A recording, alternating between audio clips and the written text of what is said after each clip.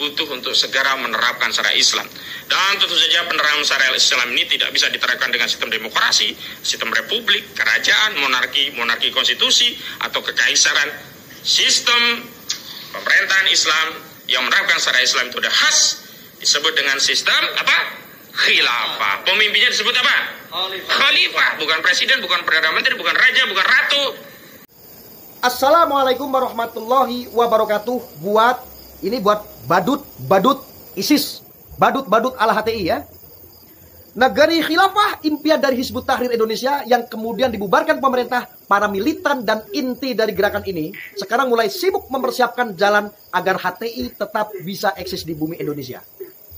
Nah, pada simpatisan dan pendukung, negeri khilafah berarti menggulingkan pemerintahan yang sah, lalu mendirikan pemerintahan baru sesuai dengan konsep mereka. Daulah Islamiyah. Dejavu ya. Konsep seperti ini sudah pernah ditawarkan oleh DI, TII yang sudah memberontak sebanyak 4 kali di Indonesia. Mungkin keadaan dengan syariat Islam adalah impian semua orang beragama Islam. Saya pun sendiri juga Muslim dengan keluarga yang aktif di Nahdlatul Ulama, di NU. Bahkan saudara-saudara saya juga aktif menjadi ketua PBNU walaupun di daerah kabupaten. Sedangkan keluarga istri saya adalah pengurus dari Muhammadiyah. Tapi kami tidak pernah merindukan daulah Islamiyah seperti yang diinginkan oleh badut-badut HTI. Negeri berdasar Pancasila seperti Indonesia merupakan negeri yang diidamkan oleh semua insan termasuk saya. Bila benar Anda adalah simpatisan dan pendukung berdirinya negeri khilafah, maka pertimbangkanlah saudaraku hal-hal yang saya sampaikan itu. Yang pertama saudara, Bali, Sumatera Utara, dan wilayah Indonesia Timur akan memisahkan diri. Berdirinya negeri khilafah seperti yang diinginkan HTI akan membuat daerah dengan mayoritas agama lain seperti Bali, Sumatera Utara, dan wilayah Indonesia Timur akan memisahkan diri dari Indonesia. Alasannya, daerah itu tidak akan tunduk dengan syariat Islam. Apa tidak memecah belah ini? Yang kedua, saudaraku, bertemu dengan orang-orang yang bakal tangannya buntung.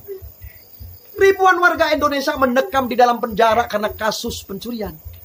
Mulai dari pencurian dengan pemberatan atau yang disebut curat, pencurian dengan kekerasan yang disebut curas, pencurian kendaraan bermotor atau yang disebut curanmor, hingga mencuri uang negara atau daerah, korupsi. Kesemuanya ada yang sudah tertangkap dan berada di dalam penjara. Ada juga yang masih menghirup udara bebas. Sekarang bayangkan saja akan ada ratusan ribu orang di sekitar Anda yang tangannya buntung. Karena hukuman sesuai syariat Islam adalah dipotong tangannya. Untuk lebih jelas tentang hukum potong tangan Anda bisa menyimak di Al-Maidah ayat 38 sampai ayat 39 ya. Atau sejumlah hadis Nabi dari sumber yang sahih ya. Hukum potong tangan tetap berlaku. Baik itu perempuan atau laki-laki, budak maupun bangsawan. Ya. Yang ketiga, saudaraku, merajam dan mencabuk pasangan zina. Pernah merajam dan mencabuk orang? Ada? Santai. Impian cambuk dan rajam akan terwujud dengan berdirinya daulah Islamiyah. Anda akan ikut beramai-ramai merajam atau mencabuk pasangan zina yang ditemukan di sekitar Anda. Bukankah selama ini penggerebekan seperti itu sudah sering dilakukan? Tinggal merajamnya yang belum. Jadi tidak ada ceritanya pasangan zina dinikahkan.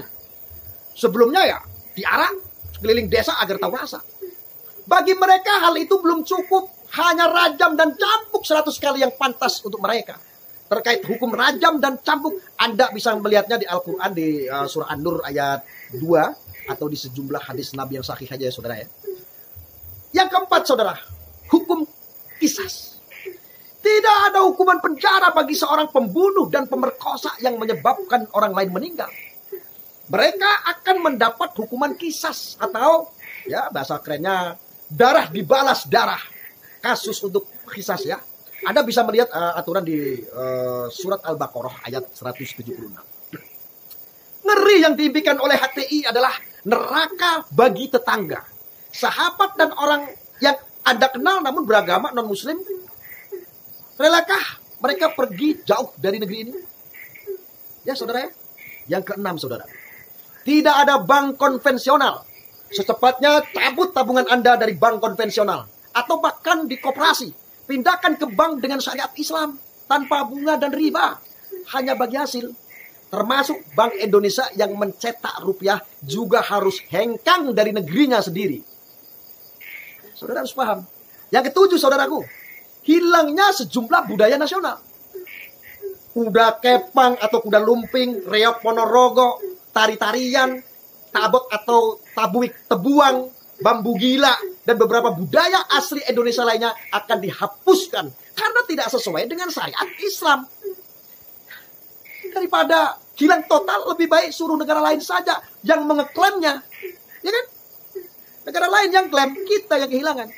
Tidak hanya tarian dan kesenian baju daerah seperti daerah Jawa, Bali hingga daerah Indonesia Timur juga harus dihapuskan. Karena tidak sesuai dengan syariat Islam dan tidak menutup aurat. Ya. Saudara harus paham. Lalu yang kedelapan saudaraku, hilangnya sekolah umum dan pelajaran umum. Masya Allah. Pelajaran seperti biologi dan fisika misalnya harus dihapuskan. Hukum fisika akan membuat orang tidak percaya dengan mukjizat. Sedangkan biologi akan membuat siswa percaya dengan teori evolusi. Belum lagi ilmu lain yang akan membuat orang percaya bahwa bumi ini bulat. Semuanya harus dihapuskan. Aduh. Pelajaran bahasa Inggris terlalu dekat dengan negara kapitalis. Juga hapuskan. Bagaimana dengan pelajaran bahasa Indonesia?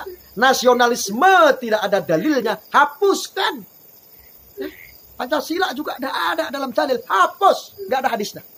Selain itu, sekolah umum yang tidak mewajibkan siswanya mengenakan jilbab juga harus dihapuskan. Itu hanya sebagian kecil, saudaraku. Anda akan mendapatkan lebih banyak hal yang mengerikan dengan berdirinya HTI versi Hizbut Tahrir oleh sebab itu. Wajar kalau banyak negeri muslim yang lain seperti Turki, Mesir, dan lain-lain mengambil langkah tegas terhadap badut-badut HTI. Organisasinya tolak. Semua negara menolak, bubarkan. Sesuai aturan yang ditetapkan oleh para ulama, hukum yang disebutkan di atas. Yang saya jelaskan tadi seperti rajam, qisas, cambuk, dan potong tangan hanya diberlakukan di negara atau daerah yang sudah ikut pada syariat Islam dengan ridha, saudaraku. Sekarang Anda boleh memilih ridha atau tidak diberlakukannya syariat Islam murni tersebut. Kalau banyak yang tidak ridha, kembali ke aturan fikih. Boleh tidak dilaksanakan. Pertanyaan selanjutnya, saudaraku. Sudah benar-benar yakin ingin mendukung negeri khilafah? Saya sih tidak tertarik. Sepertinya Indonesia yang penuh keberagaman dalam satu kesatuan sudah merupakan anugerah Tuhan yang terindah. Saya merasa sangat beruntung karena dilahirkan di negeri ini. Lalu saudaraku, ada beberapa oknum yang sampai detik ini kesannya maksa banget. Ingin mengajukan konsep sistem khilafah, penegakan syariat. Apakah Indonesia ini dilarang menegakkan syariat Islam secara akidah?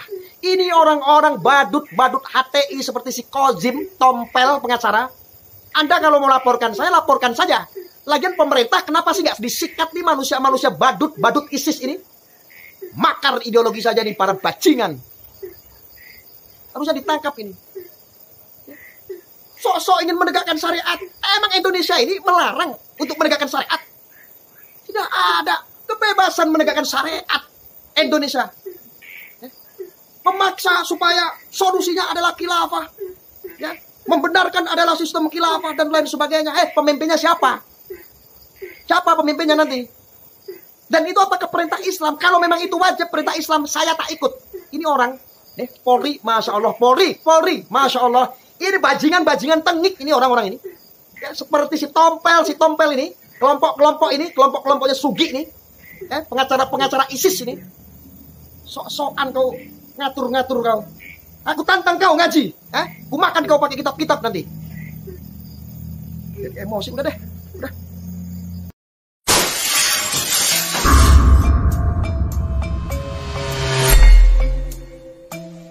Saya barangkali mengutamakan kepentingan KRI, memiliki hati yang telah bersumpah janji untuk NKRI, bukan sekedar wacana dalam memberantas hoak, isu sara, provokasi, dan radikalisme, tetapi memiliki janji bertindak untuk menangani hingga seluruh rakyat NKRI mengakui bahwa tim Cyber NKRI memang berjuang untuk negeri tanpa pamrih. Cyber NKRI sebagai garda terdepan perangi hoak, isu sara, radikalisme, dan provokasi. Salam Cyber NKRI.